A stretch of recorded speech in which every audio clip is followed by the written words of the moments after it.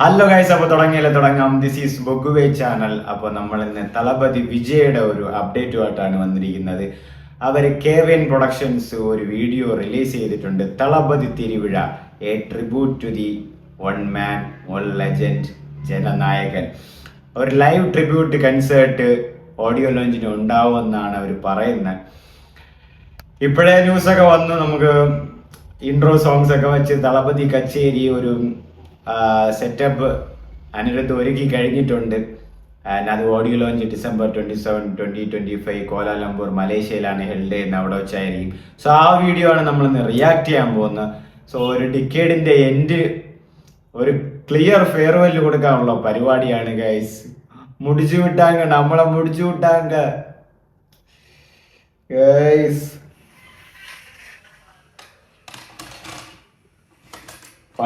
പാട്ടിട്. ഓ, Thalapathy സൈക്കോണിക്സ് musical journey.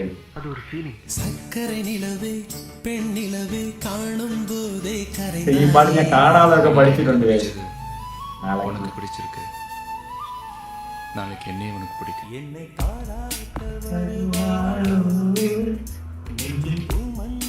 என்னன்னு தெரியாம செத்து போறதை விட என்னன்னு தெரிஞ்சு தோத்து போறது எவ்வளவுமே. ഓ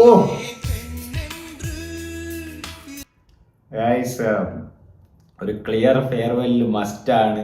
എല്ലാ സിനിമയിലെ പാട്ട്, എല്ലാ സിനിമയിലെ സീൻസ് ഒക്കെ വെച്ചൊരു ട്രിബ്യൂട്ട് വീഡിയോ മിക്കവാറും ഓഡിയോ ലോഞ്ചിന് കാണും.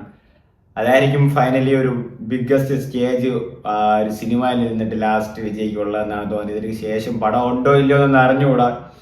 തളപതി தலைவா, கூட இருந்த காலத்துல நீ என்ன லவ் பண்ணி இல்லைன்னு எனக்கு தெரியாது. ஆனா ரொமான்டிக் ஹீரோ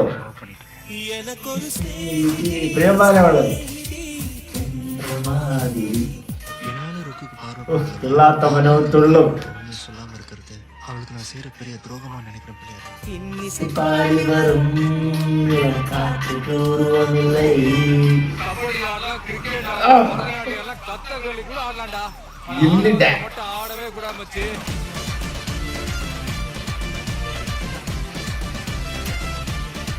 வாழ்க்கை ஒரு வட்டம்டா. അങ്ങേര് ആടുമ്പോ എനിക്ക് ആടണം, ആരാടിക്കും എനിക്ക് ആടണം. അത് അങ്ങേരെങ്കിലും ஜெயிக்கிறவன் தோப்பான்.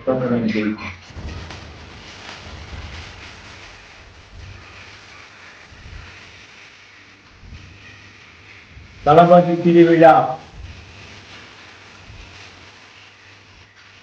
27 December. അപ്പോൾ ഒരു ലൈവ് ട്രിബ്യൂട്ട് തളപതിക്ക് അവിടെ ഉണ്ടാവുമെന്നാണ് അവര് ഈ വീഡിയോ ആയിട്ട് പറയുന്നത്.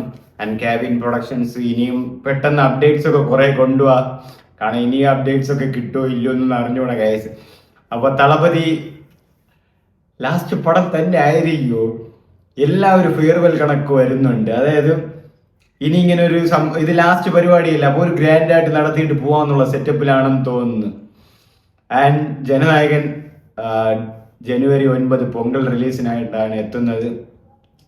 അന്ന് വേറെ സിനിമകളൊന്നും അന്ന് ഇല്ല എന്നാണ് എനിക്ക് തോന്നുന്നത്. പക്ഷെ അത് ആ ഒരു ആഴ്ച ഡിഫറൻസിൽ വേറെ സിനിമകളൊക്കെ ഉണ്ടാവും.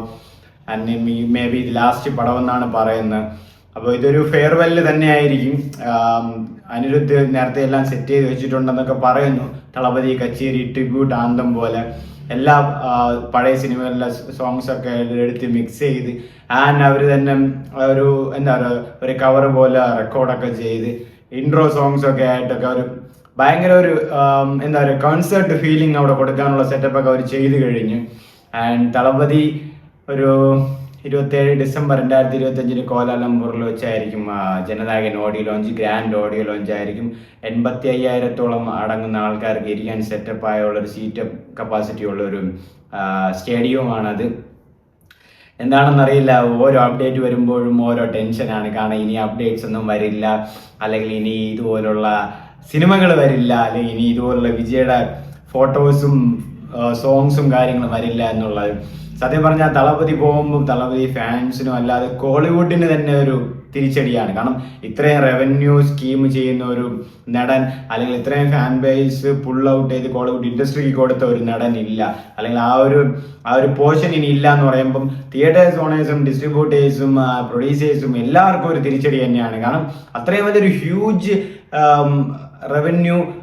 റെമ്യൂണറേഷൻ വാങ്ങുന്ന, അല്ലെങ്കിൽ ഒരു റവന്യൂ തിരിച്ചു കൊടുക്കാൻ പറ്റാൻ കെൽപ്പുള്ള, അതായത് റിവ്യൂ പോലും ബാധിക്കാതെ ബോക്സ് ഓഫീസിൽ നല്ല പോലെ കളക്ഷൻ നേടിക്കൊടുക്കാൻ പ്രൊഡ്യൂസേഴ്സ് യാതൊരുവിധ മടിയും കാണിക്കാതെ പ്രൈസ് ഇറക്കുന്ന ഒരു ആക്ടർ മാറിപ്പോകുമ്പോൾ അവർക്കും അതൊരു ബുദ്ധിമുട്ട് തന്നെയാണ്.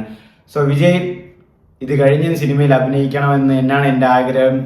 കാണാൻ എന്തൊക്കെ കണ്ടറിയാന്ന്. പക്ഷെ അങ്ങനെ പാട്ട് വന്നാൽ എവിടെ ആയാലും